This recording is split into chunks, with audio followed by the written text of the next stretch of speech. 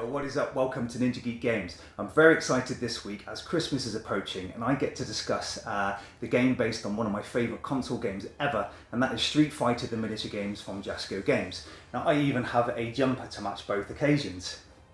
Although my son asked why Santa was fighting the Green Goblin.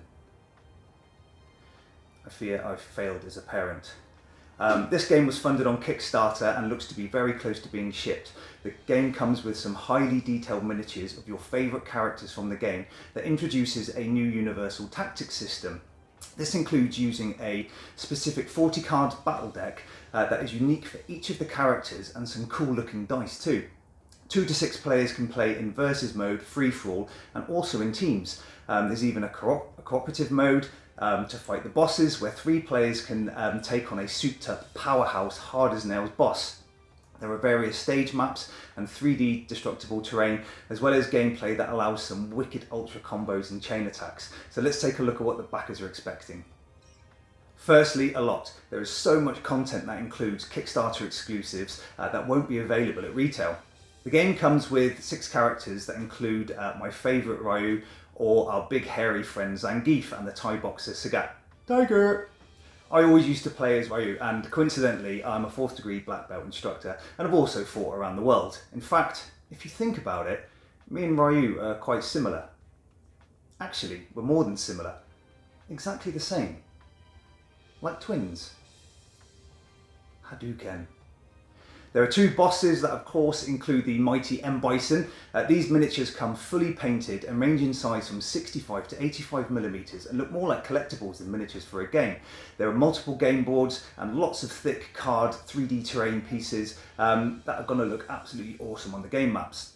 This particular one here is for Delson. There are over 400 cards with unique decks for each character and bosses, as well as character and boss styles too. These cards are for Ryu, and the artwork is awesome, but these images are watermarked. Hang on, they've made a bit of an error with the image. That's not quite right. Ah, that's better. Hadouken. The stretch goals appear just as endless and include loads of characters including Blanka, Balrog and E Honda. The add-ons provide even more characters and map boards too. Now I've been lucky enough to have been given a copy of the rules from the project manager, David Hanold, who was just so passionate about the game and its production value. He said, "Hey, Ninja Geek Games, I see your affiliation with Ryu, so take a copy of these rules, bro." Okay, I'm paraphrasing a little here. Each character comes with their own fighter card that holds their stats like move, health and the ultra attack. Players start the game with a player board that tracks health and a meter gauge at the bottom that increases when certain cards are played or when specific icons are rolled on the battle die. And this is used for special abilities and ultras.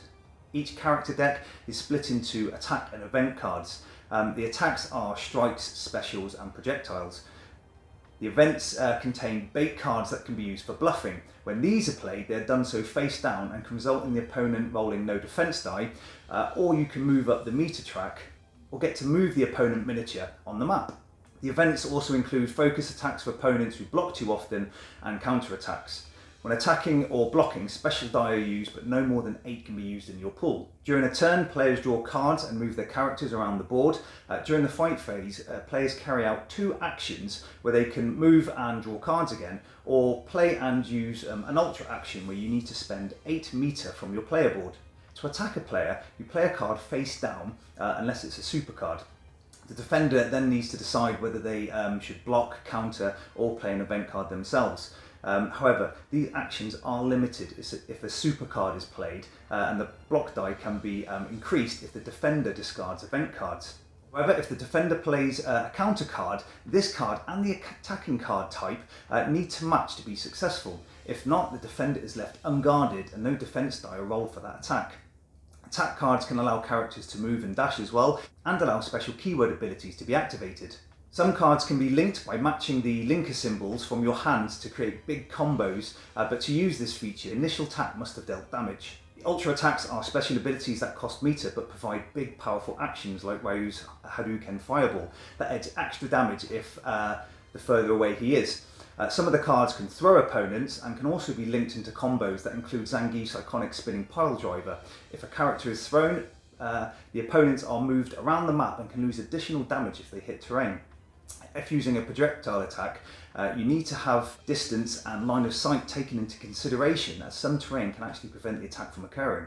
Now, I'm not going to go into all the game modes, but there are rules for multiplayer, teams, tag teams, and a free-for-alls as well. Now, from what I've seen, each character deck plays very, very differently. Chun-Li has a hit and run style of play, whereas Zangief has reduced movement but very powerful one-hit attacks and throws.